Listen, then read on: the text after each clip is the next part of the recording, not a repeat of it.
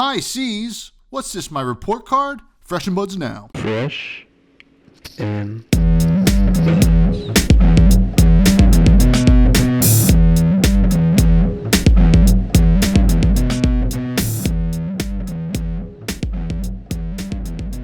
All right, folks, welcome back to yet another episode of Fresh and Buds. I'm your host, Tommy Fresh, and you are all my buds. And this week we are joined once again by my friend, MoBogsly, aka Mosif Bogsley. What is going on? How you doing, my friend? It's Nats weekend. It's release weekend for High Seas. A lot going on. What's new? It's great to be here, Tommy. Let me tell you, nowhere else I'd rather be than looking at that beautiful face. So happy to be here. Oh, man. Well, you know what? This is why I keep bringing you back, because you just make me feel so good on the inside. It's very nice. We got a great show for you all. It is Nats weekend, as I said, and it's also release weekend. As I also said, it's going to be one heck of a ride out in Las Vegas, and it's also the start of every other country's Nats season. All eyes on the U.S. first, and then we can kind of make some, ideas about what this meta is going to look like going forward. But before that, we got to catch up with Mark, aka MoBogsly. I didn't introduce you as Mark. It is Mark Johnson after all. And then we're going to get into some fresh faves, and then we'll really get into it. And yeah, what's new? What have you been up to? It's been a bit. Yeah, it's been a bit. I quit Fab for about 4 to 5 months. Took a little mental break because who wants to play against Aurora? Literally nobody. So Whoa. Left the toxic meta behind and just been working out and playing some pickleball, trying to get my grind on. Well, folks, I told MoBogsly not to tell people he played pickleball on the podcast, but there he goes. No, I understand taking a break, though. It makes sense. I wouldn't say Aurora was toxic per se, but, listen, if that's what you feel, I'm not going to stop that. We're getting her back in a year. Sadly. Very sadly. Could we just, let Rune Blades die already? Well... Florian got hit pretty hard recently. He's not a real Rune Blade. He's just like a tank dude. He's a Guardian wannabe Rune Blade. Sure. But still was doing some Rune Blade things. I guess now doing more Rune Blade things since the tankier stuff got hit. But how was that break? Did you play any other card games in that time period? That break was so good. Let me tell you. I played a little bit of Alpha Clash. It keeps coming back. It's always a good time to play Alpha Clash. But no, really just kind of enjoyed my time off. I managed to play one PT. I decided, you know what? I got one PT. Let's play my boy Slippy, and I won it. So booked my ticket to Singapore. But that break was needed, and I'm glad to be back. Oh, I think you confused me. You said one PT. You mean one PQ. Oh. So yeah, you won the Pro Tour? I guess you didn't miss it. I just showed up and won. Oh, Slippy. So you just picked up Slippy, won a Pro Quest, and you're headed to Singapore. That's pretty exciting. Now, I know you're not playing Slippy this weekend, but what are your thoughts on Slippy right now? That's a pretty sweet deck. Yeah, I think Slippy's a lot of fun. Just like any assassin, the better people get at playing against it, the worse the deck gets in general. So I think Slippy is great into those aggro matchups that you can just get positive exchanges. All your cards have on hits, so they don't want to block. They might go 0 for 4, but we're going 0 for 3, get a Blood Rot. 0 for 3, give me the top card of your deck. 0 for 3, do anything, and it just annoys them a lot. So with the new meta, I don't trust Slippy. I think he's still a good deck. I think he's still great. But with Azalea and Prism and all those other decks becoming more on the rise, I don't want to be in the Slippy area. Yeah, that could be a tricky place to be, a slippery slope, as it were, to kind of get stuck in a place where, oh, you're playing this really sweet disruptive aggro deck, but everything else is disrupting you more, and you're like, well, why did I bring this deck at all? But you know what? How's Nat's prep going? Because we know you're not playing Slippy. Do you know what you're playing? Can you tell us what you're playing? I do know what I'm playing. I am on your boy KO. I wanted Levia. I tried my best to make Levia work, but I'm still scared of New, and that is really putting me off Levia. And all these other decks that just hit a little bit harder, a little bit faster. And if you ever stumble, you just explode. I'd rather play a deck that doesn't explode. As much as I really want her, I just can't commit right now. Yeah, KO is interesting because he really hasn't gotten less powerful. It's just the metas have kind of shifted in a way where, the kind of speed run that he was kind of on to LL kind of got put on hold. Interesting to see if it's a big coming out party again for KO this weekend. Well, I guess if you're going to be playing, it's at least going to get second place. So that's pretty cool. But, what about KO makes you think it's a good choice for this weekend? Yeah, it's just a super consistent aggro deck, as we've always known. Wild Ride into Claw into any 2-cost 6-power attack is just good numbers. If you can ever keep 3 cards, you're just sending 15, 16 damage back at them. Mm-hmm. That's hard to match, right? And that's assuming you don't have a Swing Big, you don't have a Blood Rush, you don't have any of these other power cards. You're still just sending back bigger, better numbers. And if you take a turn off, it's fine. Like, you have those power cards like Blood Rush that you can wait for to kill them. Yeah.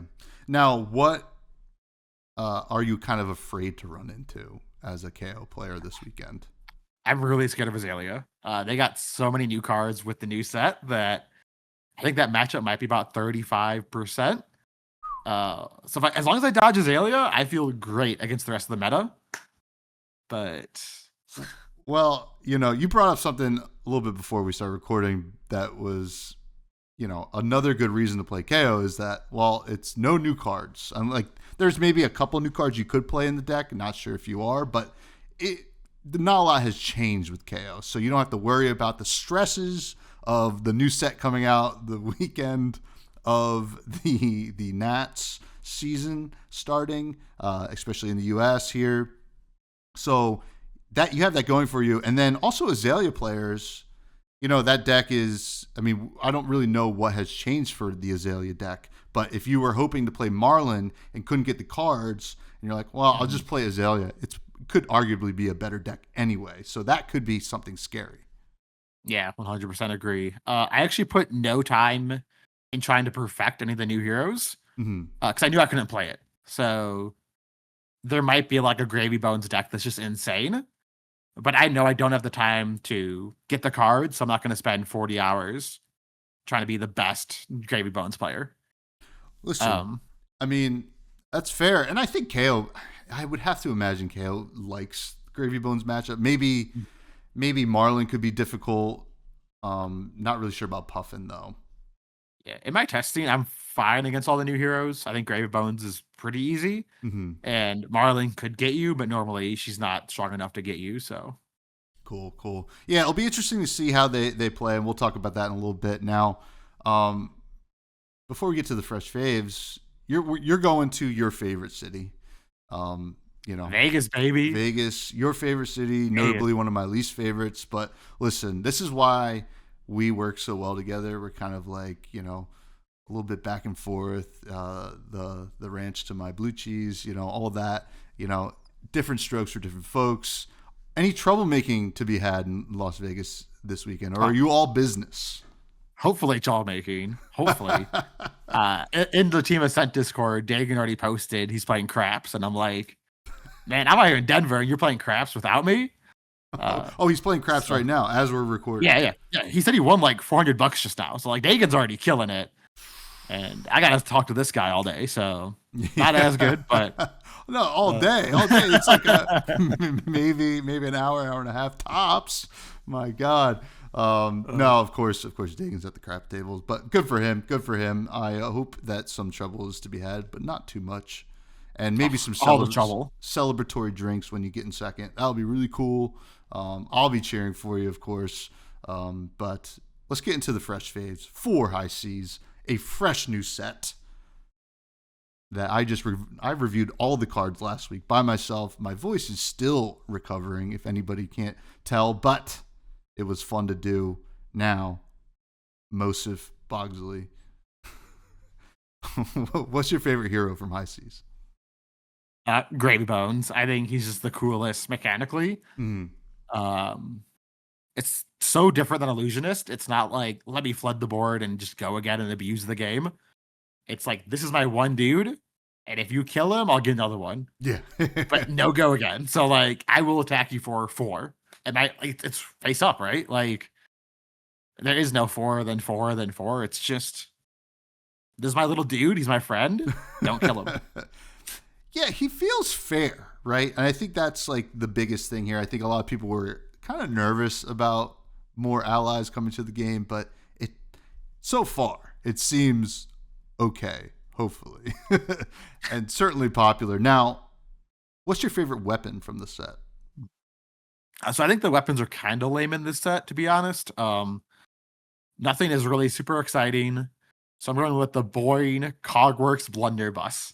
I mean, it's not boring by name, that's for sure. I like that weapon a lot for draft. I think it's the only weapon with Go Again on it. Mm-hmm. So it's not great by any means, but I think it is the most interesting weapon of the new ones. Yeah, I mean, in a world where they're trying out this dual weapon option for heroes, they were obviously not going to be so powerful that you're like, I gotta play these in constructed, but it makes sense a little bit different each, and we'll talk about limited in a little bit, but it does have one of the cooler names, that's for sure. Now, equipment. There's more cool equipment in this set. What is your favorite? My favorite, Tommy, let me tell you. My favorite is Unicycle. You might laugh. You might think it's funny. But I win so many games of limited off of Unicycle. Card's great. So often they're like, oh, you have 1 cog up. I'll block like this. And then you're like, tap my cog, give my attack +1, untap my cog, give it Go Again.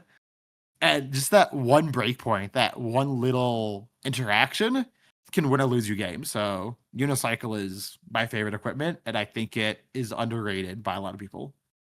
And it has battle. It has battle war. Mm-hmm. You get to do both the things, which is so good.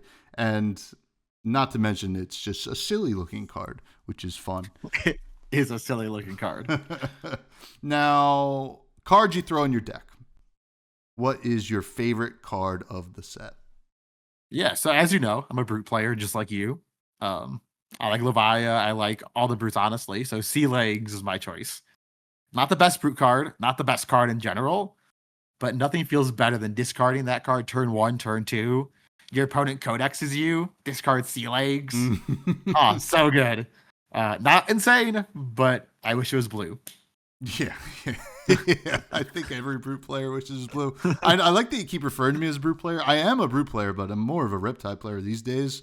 But Sea Legs is something that makes me want to brute it up again. It's also like a card, which is really cool, that you can be like, I want to play it in any deck, and I'll just throw in trade-ins or rally the rear guards or something like that, just to like try to make it work, which is pretty cool. Now, we've asked you this before, and I don't remember how you answered before, and I don't think you do either, but what class and talent would you be in the world of Wraith? With the new set that just came out, I feel like my answer has to change. Yeah. I want to be a pirate brute. I want to go in there, fuck shit up, steal all the loot, and dip. Like, none of this quiet sneaking around. I'm going to smash down that door and steal your shit. We were really primed to have a pirate brute in this set. I feel like we were a little bit robbed, but I guess I understand maybe why. I don't know. Like those boats just being like all these like big attacks, probably like a concern. I don't know. But that's a good answer. Pirate brute. I don't know if they can print it now. Those boats are really good. Those boats are really good. Yeah, that'd be a little bit much. Now, what is your greatest set of all time now that we've seen another one? I don't think my answer has changed. I think Monarch is still the best set of all time. A little bit biased because I have Living Legend points on Chain, Prism, and Levia. So I really am trying to get the play set of Living Legend points. Well, what are you waiting for? Bolton is probably the best he's ever been. I I think it was better when Art of War was still legal. Okay. All right. But for limited, I think it is high seas. This limited format is insane. Yeah, it is a lot of fun, isn't it? I mean, like, I've played a couple drafts so far that have gone both ways, where I've 0-3'd or 3-0'd, and I'm like, oh wow, I was having fun no matter what. But let's talk about some limited, because it is a part of the Nats tournament.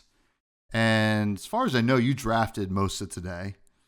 Yeah, I got about 6 or 7 drafts in the day, so I really grinded it out. Yeah, grind it out. Get some, last minute prep. Cramming, as they say. So you really liked it, right? What about it did you like so much, and why it makes for such a good format to be playing, especially this weekend? I think it's the most generics per pack we've ever seen.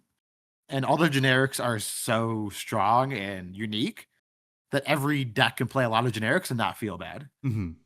You also have 3 decks that do completely different things. You have like the slow, grindy gravy deck that's trying to like get value throughout the game. You have the balls of the wall puffin deck that's just trying to kill you and shoot her gun as many times. And then you have the Marlin deck, which, in my opinion, isn't good. Whoa! But it can throw those arrows and do its thing. And then if you somehow open the Scurv, you just get to steal stuff. Like, I haven't even played Scurv yet. I've done about 11 drafts. Never played Scurv, but he seems busted. I got to play Scurv. Unfortunately, it was like a late pick. And I was like, and my Gravy Bones deck was not coming together. So I was like, I think I can make it work. I only had to play 1 Crack Bobble. Now, he is powerful. There's no doubt. And I think if you get him early, you're feeling pretty good. But I'm interested to, like, I know that Puffin and Gravy are certainly powerful. And you just echoed that. Marlin, in my experience, I think she hasn't been completely figured out, because in my initial takes on Marlin, I was just like, it's going to be easier to do the red spine manta thing, or the wet liner as people are calling it, and just like load arrows and play the regular like ranger thing. But that hammerhead, the cannon, is such a powerful effect, and being able to just make your own harpoons is super good as well. And another thing that I keep seeing as I play is making harpoons as like discard fodder feels so good. So like maybe the potential is really there and we're not seeing it yet. Yeah, I feel like her main problem is as soon as you present your weapon, I know exactly what your game plan is, right? Mm-hmm. So if you're on the hammer head, is it the big Yeah. boy weapon? I know if I don't let you get gold throughout the game, I should be able to 1 fatigue you, or 2 just grind it out until it doesn't matter. Sure. If you're on the more redliney version, I don't really care about the gold because I know you can't abuse it as well. Yeah. So it's a little bit of a like, it's just so hard to have to present exactly what deck you're playing when you flip over. Yeah, yeah. Well, that is tough, but like if they manage to draft some of those harpoons, they can overpower through no matter what, and then just like then the gold starts really coming, and then there's like a whole avalanche of harpoons in a way. Now, what would you rank these heroes from 1 to 4?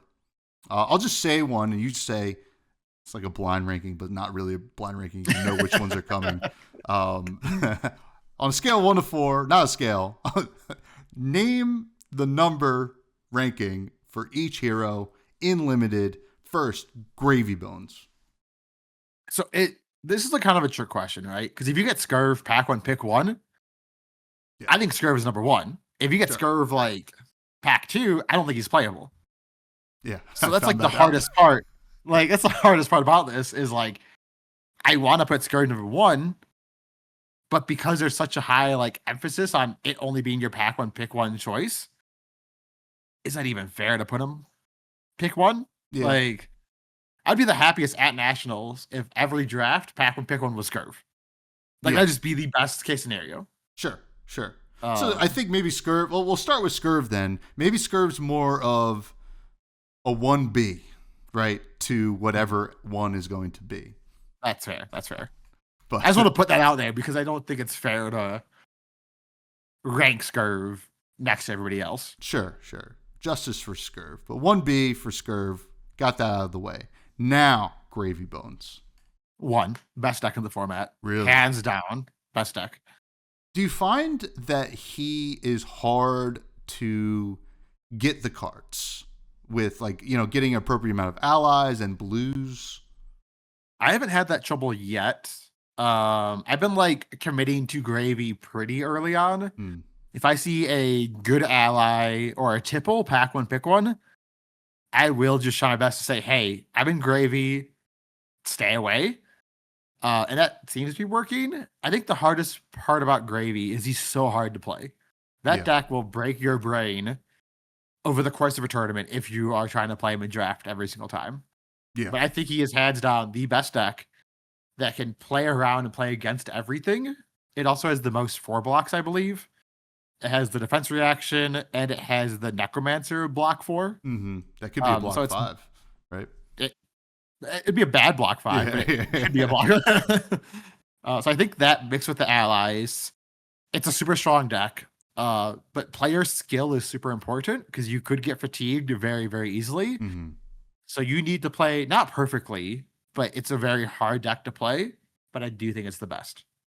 Now, when you're facing Gravy Bones, right, I think that there's sometimes an emphasis on trying to just kill every ally that goes out, right? And oftentimes it feels correct to do. Is that because like sometimes if you do that, you let Gravy Bones just play regular attacks and kill you. Mm-hmm. Yep. Is that like the plan for Gravy Bones? Like, hey, maybe these allies are just like, hey, if you let them live, awesome. But if not, I'm doing my thing anyway. I think it's so hard, right? Because Gravy gets to play all the good cards. It gets to play, what's the 2-cost boat with go again if there's 2 blues in your pitch zone? The sloop. Sloop. You get to play all the sloops, right? Because that's what Gravy wants to do. You're going to play anything that says go again is in the Gravy deck because you need it to hit the graveyard, right? Mm-hmm. So your whole deck is all go again cards. But if you don't kill the allies, I will just full block and then send 4. Yeah. Full block. Like I'll just take advantage of that. And the card advantage, like we will go to fatigue, and I don't think that favors you. Yeah. I think if Gravy is ever dumb enough to play 2 allies in a turn, face it is, right? Like at that point, you can't clean up the allies anymore, so don't worry about it.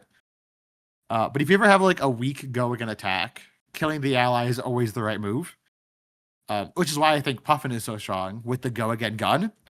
Because a lot of Gravy's allies have like almost no health, so you can just like poke down the ally and then go face. Yeah.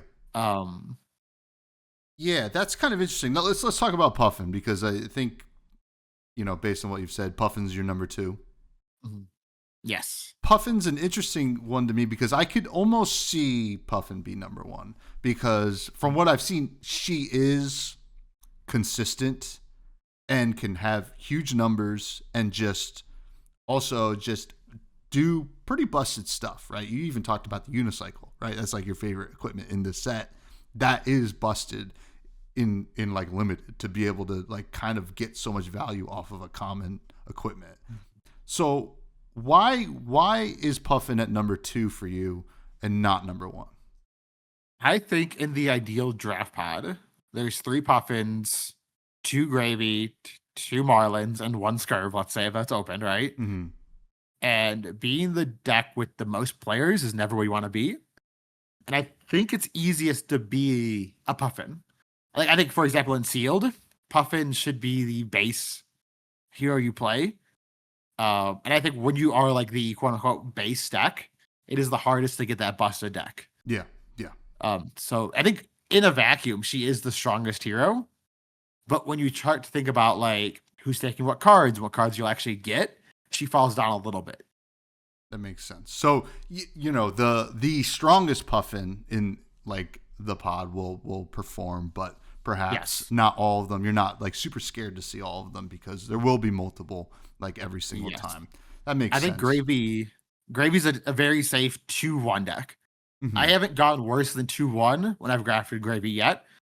I think it's a very safe, like, I will 2-1 this draft and be fine. Yeah. If you get the mirror, you could lose that and go 1-2. That's like the one bad part about Gravy is the mirror isn't great. Yeah. But if you dodge the mirror, I think it's an easy 2-1, if not 3-0. Normally in the finals, I'm playing against that Puffin, and it's a great game of who ekes it out. But I think they're very close of which one's better. Yeah. But I think Gravy gets a little bit of an edge. Interesting. Yeah. So based on this, I would assume that when you sit down at these draft tables this weekend, you're kind of hoping to get into the Gravy right away. What would tear you away from Gravy in the first couple of packs? I think if the main one is Scurv, obviously. If I open Scurv, I'm gonna throw Gravy away. If I open the what's the card called? It's a 1 cost +4, untap your hero. Is it generic? It's a mech card. It's a mech card. Yes. One of the buffs. I forgot the card name. It's the hammer one, right? The guy's swinging a hammer, I think. I don't know the art. I can find it really fast. All right. 1 cost. Your next mech attack, it's +4. Untap your hero. Go again. Oh, it is perk up. Draw back the hammer is the one where you untap a gun. So I think if you can get early, like pack 1, pick 1 perk up, and there's no good allies in the first pack, I think that is the card that leads to these busted decks, right? Because you break a gold, crank, untap your hero, +4, break a gold, crank, draw a card, and now you're just like free rolling with value. Mm-hmm. But it's just such a hard card to find because it's only in red, I believe. Yeah. So if you don't open that, it's just like, what do I take? Yeah. Normally, if there's no good ally and no perk up, I am instantly looking at a blue 3 block. Don't care what it says. If it's a blue 3 block that's generic, I'm sold. So it's going to be good in all 3 decks. Now, let's talk about the third deck, Marlin. You're not sold on. What would it take to open, outside of a Majestic, right? I think like some of those Majestic Harpoons are pretty insane, right? Mm-hmm. And obviously that would be a huge, kind of like, oh, maybe I play this. What would you want to see in your pack 1, 2, or 3 to put you into Marlin, which is a deck that you don't necessarily want to be in? I'll be honest. In all my drafts, I haven't had a card that says I'm going to go Marlin. Interesting. I have sat down saying I'm going to draft Marlin right now, and it never is Marlin. Mm. Like I go into a draft being like I'm going to force Marlin, and then I'm like that's just the wrong decision because XYZ is better than any of the Now I could be wrong. I could just not understand the Marlin game plan, and I might get destroyed by Marlins all weekend. But in my testing, it's been so easy to beat them if they don't have a 14, 15 overpower turn somewhere in the game. Yeah. That makes sense. I mean, you definitely want some buffs, but like you want some harpoons. I think they're clearly the more powerful thing to do in this deck. If you happen to be open, you see a lot of swift shots. That's the one if it goes in face up. 0 for 4, go again. You can get into the red spine mana thing. You can do some sick'em shot stuff. But I found in my testing, which I'm not testing for Nats, but I like to play limited. But like I found that Patch the Hole, the Ranger equipment headpiece, is so important because, especially as somebody who plays a Ranger that plays Trench all the time, you take it for granted that sometimes that equipment or that arsenal gets clogged up. It's so important, I feel like, for this deck to function, to just like you're almost guaranteed one turn where you get clogged up and you just need to like fix it somehow. Yep. So yeah, it's tough. Marlin's got I guess a tough road ahead for her, but maybe we'll be proven wrong. Maybe. Like I said, if you open a Majestic Arrow, I think that is a sign. I know you said no Majestics, but yeah. That is the way I think I go Marlin. If I pack one, pick one, a really good arrow, I'm still going to stay open. I'm not going to like lock it in right then and there, but I don't think I can pass it, pack one, pick one.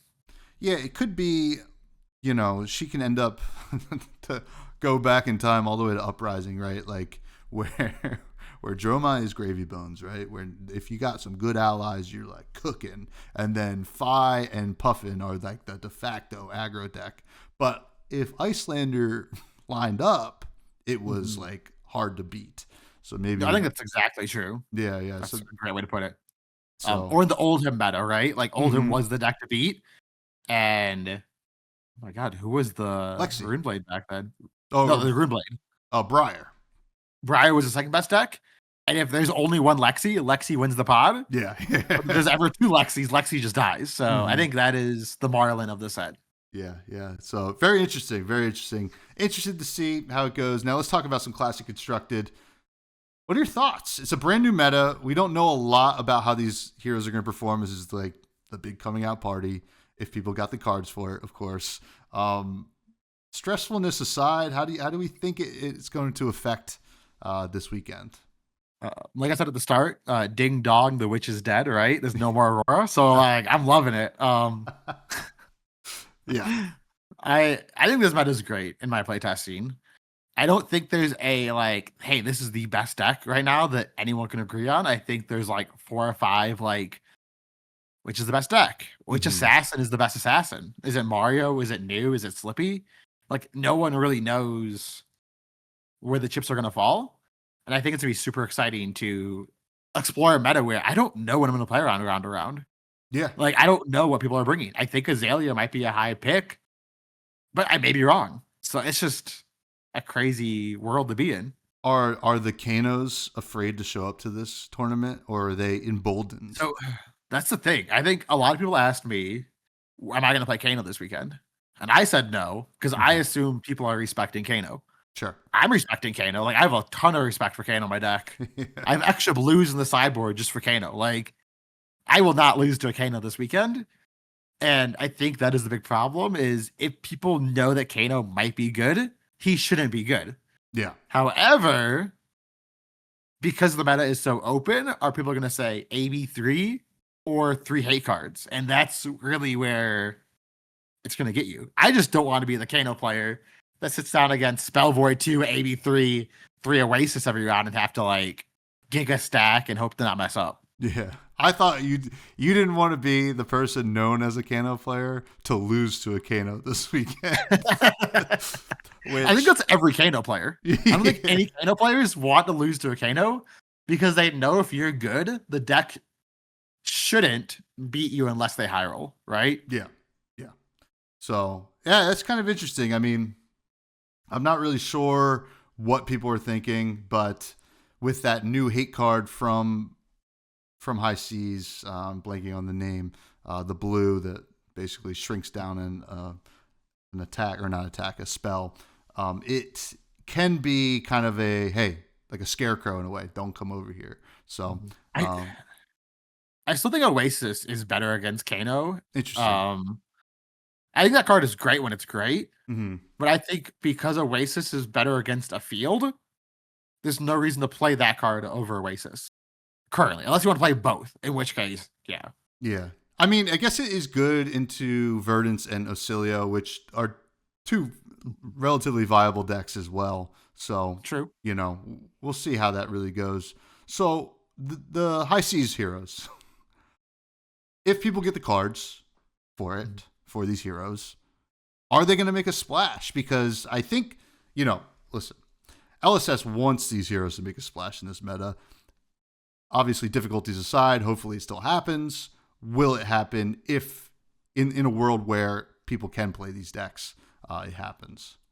I think if this set came out 3 weeks sooner, Mm-hmm. I would have put all my time into Gravy Bones. I think I would have tried to master the Gravy Man and tried to be the Gravy player. I just don't think anyone has the time to get all the cards and master Gravy. Unless like you go all in, right? Unless like 2 weeks ago you're like, I'm gonna be the Gravy player. But Yeah. I think the best hero for Nats will be Marlin for the new heroes. Interesting. So, I think she has a bad limited deck, but she has the best constructed probability with the new card issues. Yeah. So, the Marlin thing is kind of an interesting world because I'm hearing about this Death Dealer deck, right? Clearly, Death Dealer is really good with Marlin. I think I would argue that LSS probably was hoping Azalea would LL before Marlin came out, but we're going to get to see something really powerful happen with this hero before she loses Death Dealer, which I do think is cool. Three of a kinds. This is probably the best three of a kind deck since Lexi, or not even probably. It is, right? Yep.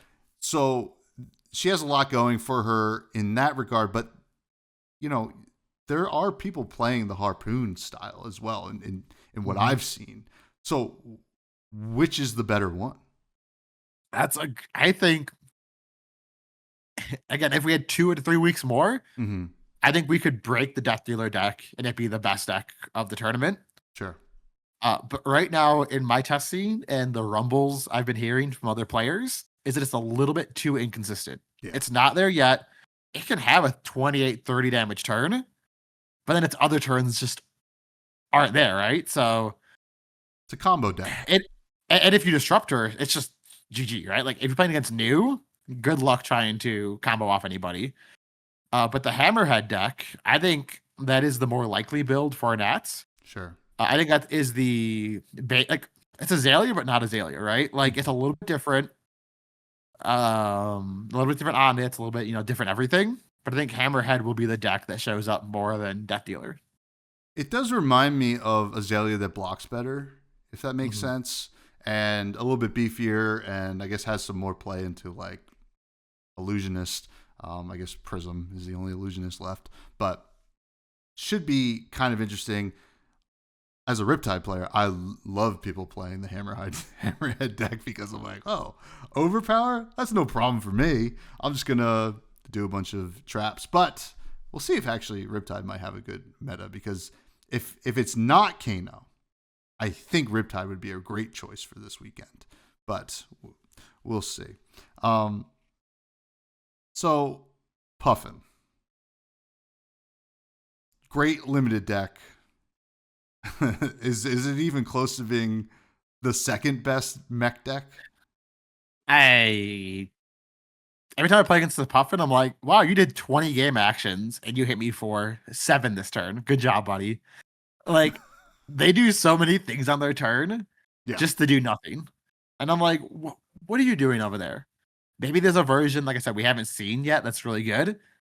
But in my testing, they're just like, I'm going to do all these things, pass. And I'm like, okay. Yeah. You're giving your opponent a lot of time to do what they want to do before you even give them a huge burst of damage, which it is definitely capable of, right? Yes. And yeah, it's kind of weird. Not really sure where the Puffin deck. I haven't played against any in constructed yet, but I don't know. Like the cards are good, right? Like these the Jolly Bludger is really good, and funny enough, didn't really get that many pirate mech cards, but the other ships are not bad as well, but maybe a little bit better in the confines of a limited format. So yeah, I think so. What weapon would she use? That's a great question. I've seen every weapon online, and I just don't know why you'd bring her over a Dash, IO, over anything, honestly. Like, I think Dash, at least you can have like the switchboard where you can be like more aggro, more controlling, and like set up items or go face. But I feel like her plan is so one-sided. And granted, the poly, like that's a great card. Yeah. But you got to be able to find a poly crank.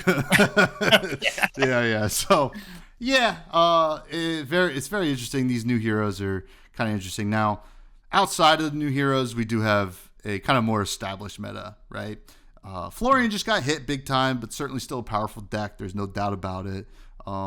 Dash IO is very powerful still. New is still really good.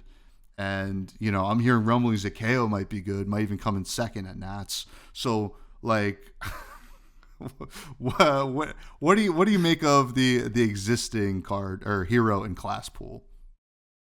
As in like a rank wise or just like vibes? Yeah, well, like what would you say is the top of the meta right now? Like I know that you say it's pretty open, but like if you had to make a guess of the top 4 decks that were not from high seas, what would you say? Because I would say prior it was like Florian, maybe Prism, New, Marionette here and there, Kano, I guess to a certain extent. I think like it's hard because I think Azalea and Florian are like Azalea. two big bads, right? And then I think an assassin is third. I don't know if it's new Mario or even Slippy. Like I couldn't tell you which one's the best. What about Azuri? Come on, you're forgetting one. What Who? about Huntsman? Who? Azuri. Who? I think like Codex is clearly broken. The assassin pool is clearly strong. If I was on an assassin this weekend, I would be on new. That was my backup choice. If KO didn't work out, I was just gonna bring new and do fine, right? Like new is the safe pick.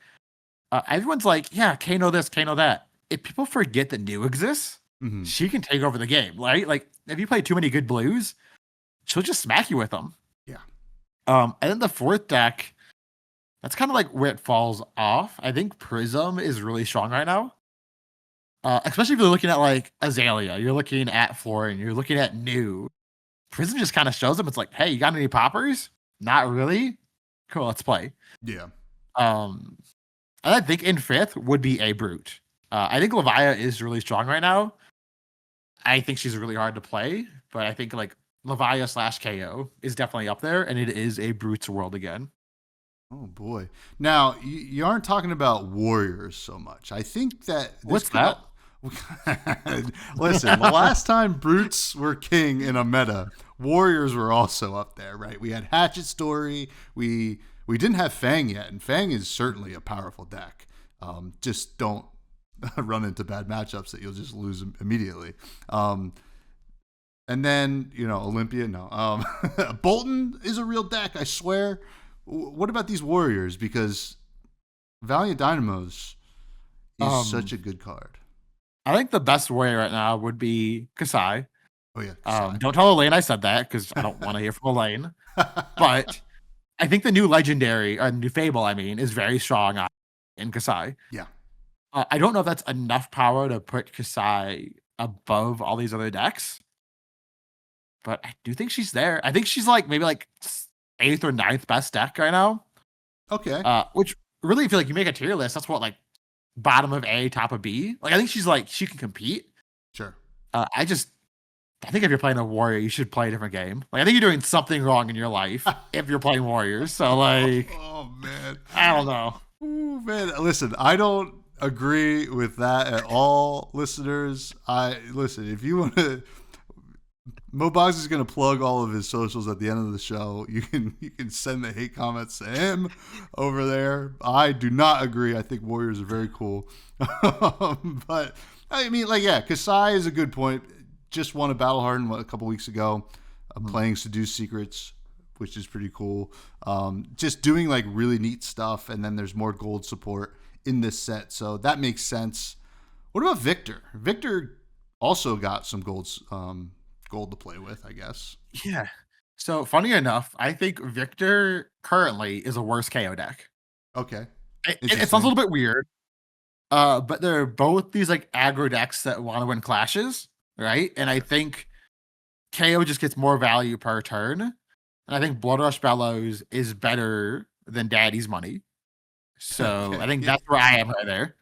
Yeah. Well, hey, listen, Blood Rush Bellows is one of the few cards that draws 2 that survived the great book banning. So sometimes 3. So you gotta watch out. Yeah, that's true. That is true. So man, oh man, that's it's gonna be interesting. Now, very quickly, I want to play a new game that I've come up with. This was not in the notes. Wait a minute. No, it's in the notes. I just don't have a description of what it is. It's called the Ranch / Blue Cheese game. I'm going to name a deck, a specific kind of deck, and you're going to say it's ranch or it's blue cheese, right? For those of you who don't know, this is a great feud between MoBogsly and I. This is a ranch lover. I'm a blue cheese lover. And he's a blue cheese hater, and I'm a ranch hater. It's not even just like we love one and kind of like the other. No, it is all or nothing over here. So this game doesn't really make sense at all, but I want to know what you say. So for the record, really fast. Yes, for the record, you know what Yard House is, obviously, right? We've all been to a good Yard House. We went to Yard House quite a few times the first time we were hanging out in Indy, right? And in Florida too, went to Yard House as well. Yeah. They have a buffalo chicken tender pizza, Okay. and it has blue cheese and ranch on it. Listen. And I eat it with the blue cheese on it, just for the record. Okay. All right. That's fair. That's fair. I get a side of ranch on the side normally to dip it in, but I do have blue cheese on it. Okay. Listen, that's showing personal growth, and I really am proud of you. You're one of my best buddies, and I love to see stuff like that. Now, let's I'm gonna name a deck. These are off the top of my head, right? First deck, Hatchets Bolton, blue cheese or ranch. Hatchets, blue cheese. Okay. Sounds pretty good to me. Sounds pretty great. All right. Let me think. Redline Vincent. Blue cheese. Delicious. All right. What about this? Sandscour Bow Riptide. What is Sandscour Bow? It's the one that you activate for 1, and then look at the top card of your deck, and then you may put it face blue up. Cheese. Okay. Blue cheese. Oh man. All right. 0 allies gravy bones. Blue cheese. What? Oh, What? All right. Anything's gonna be ranch. Okay. What about this?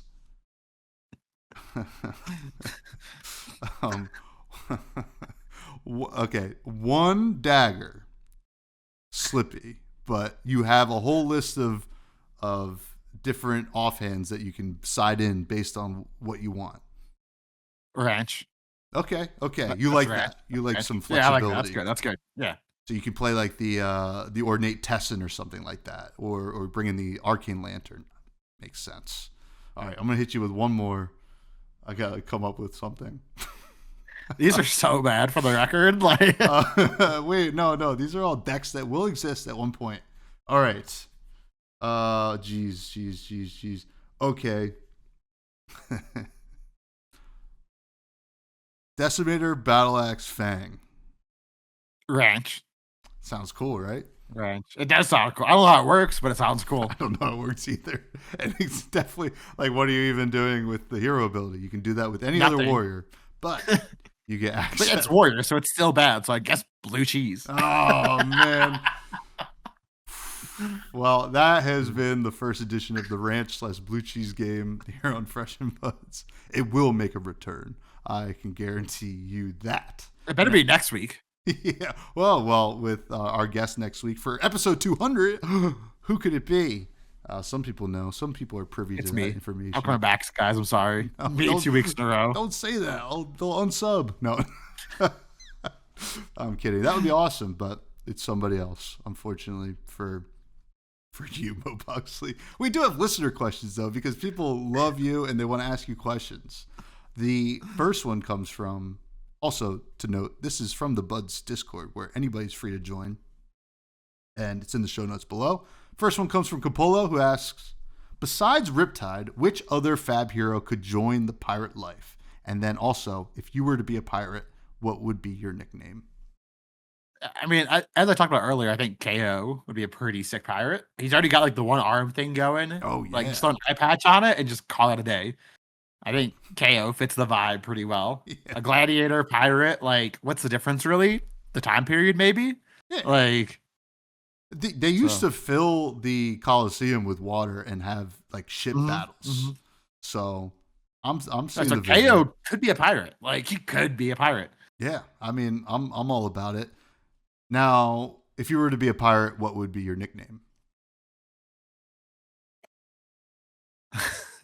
Ranchy McGee? I don't know. That is just like, I think it would be Pirate MoBogsly. Crazy. Crazy. Yeah. I mean, Captain MoBogsly. I mean, at least give yourself some respect. Deckhand MoBogsly. Okay. All right. That's fair. Next question comes from Gary. Chili's at Worlds? I'll get the reservation booked ASAP. Worlds is in Philly. Gary, let me come over to your house, Chili's and chill. Like, we can get Chili's to go. I can come to your couch. We can eat chips and salsa in your place. Dude, we don't need a reservation. We can just do it. Like, a chili in Philly. Oh my God. It's right there. That's a YouTube video waiting to happen on your channel. Not mine. No. That'd be the only good thing in Philly is a Chili's. Like, no. Crazy. The like, football team, terrible. They just won the Super Bowl. I don't like them. I can't even deny they're good. Next question comes from Andromeda, who asked, "Why are you such a cute and awesome player?"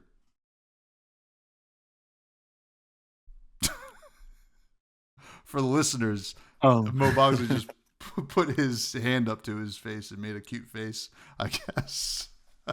You don't know the Rizzler? You know, like the meme? Like well, that's like, Oh, my bad. I should have went like... Yeah. The Rizzler. I'm a little old. I can't keep up with, your kids and your trends. Yeah. Come on now. I think anyone that plays Flesh and Blood is, super cute and awesome, Like look at Tommy. Like, he's pretty cute. He's pretty awesome. I wouldn't say cute, but I think I got some awesomeness going. I'm inclined to agree somewhat with you. But I think anyone that doesn't play Warrior is pretty cute and pretty awesome. So man, going to war with the Warriors, it sounds like a bad idea. Oh, what, 2 of them? Oh, come on. Josh Lau is showing up at your house soon. Holy smokes. And then the final question is a Levi question, of course, from Sigma, which... he asks, bandana of Blue Beyond on Leviah for Doomsday? Yay or nay? I think it's cute. Yeah. I think the matchups you want it for, you don't need a second Doomsday. Yeah. I think like if it's a fatigue match, you should be winning before then with your recursion and everything else. And if you are losing, I don't think Doomsday will help you get out of that hole. Sure. And 2, you'll probably be flipped by then. So you have to like get flipped and then banish. Like, it's gonna be hard to make it work. I think it's more cute than good.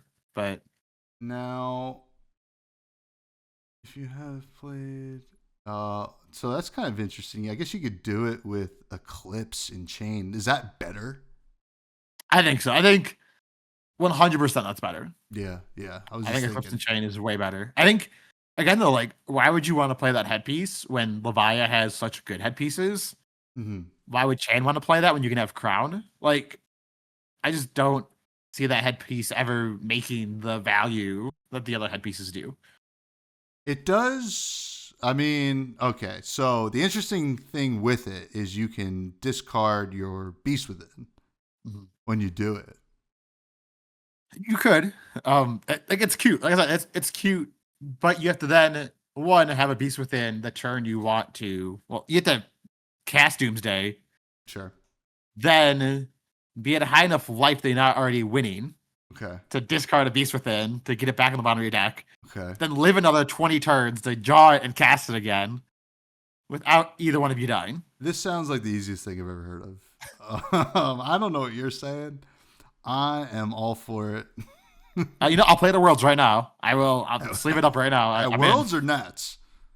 At Worlds. I said Worlds. I'm doing Worlds. Right.